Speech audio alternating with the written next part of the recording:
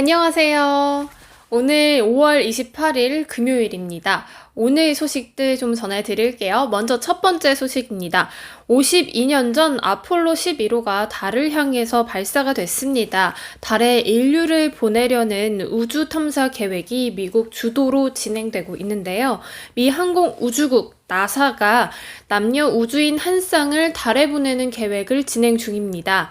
그리스 신화 속 달의 여신 이름을 따온 아르테미스 프로그램인데요. 2024년엔 우주인이 다시 달 표면을 걷게 되고 또 4년 뒤엔 달에 사람이 상주하는 기지를 건설하겠다는 게 목표입니다.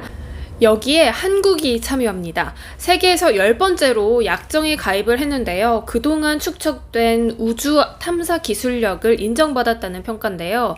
평화적 목적의 탐사, 투명한 임무 운영, 확보한 과학 데이터를 참여국에게 공개한다는 게 약정의 주요 내용입니다. 이 협력체제는 달뿐만 아니라 향후 화성과 해성, 소행성 탐사까지도 지속됩니다. 두 번째 소식은요. 5.18 광주 민주화 운동과 관련해서 국가에서 피해 보상받은 적이 있으면 손해배상 소송을 제기할 수 없다는 5.18 보상법이 있는데요.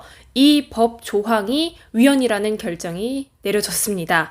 5.18 광주 민주화운동 피해자들은 지난 2018년 12월 국가를 상대로 손해배상 청구 소송을 제기했는데요. 당시 군 수사관 등의 위법한 직무 집행으로 정신적 피해를 입었다면서 배상을 해달라는 내용이었습니다. 문제가 된 것은 옛 5.18 보상법 16조 2항인데요. 원고들은 국가로부터 5.18 관련 피해 보상금을 받은 바 있는데 법에는 신청인이 이런 보상금을 받으면 재판상 화해 효력이 있다고 명시돼 있습니다.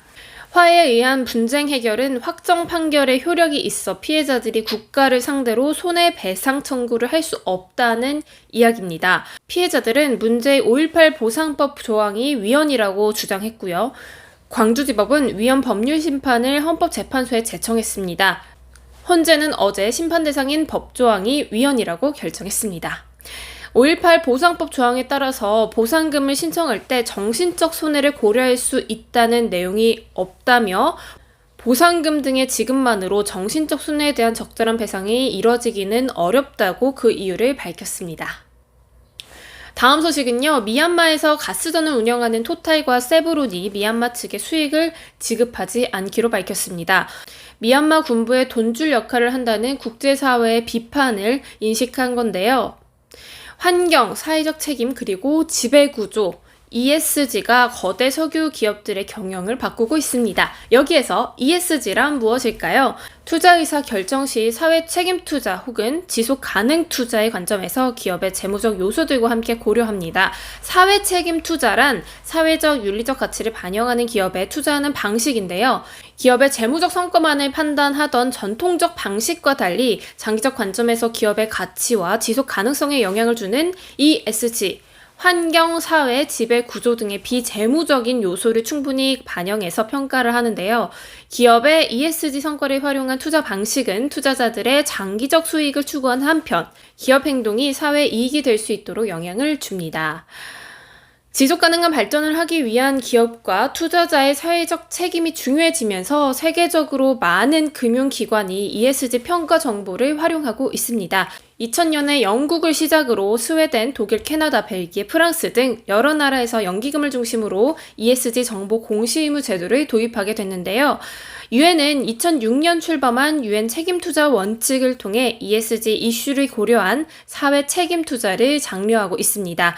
2021년 1월 14일 금융위원회는 우리나라도 오는 2025년부터 자산 총액 2조 원 이상의 유가 증권시장 상장사의 ESG 공시 의무화가 도입되고요. 2030년부터는 모든 코스피 상장사로 확대된다고 발표했습니다. 이로써 비재무적, 친환경, 사회적 책임 활동이 기업 가치를 평가하는 주요 지표로 자리매김하게 됐습니다. 네, 오늘은 여기까지 알아보고요. 저는 다음 시간에 또 알찬 소식으로 들고 올게요. 안녕!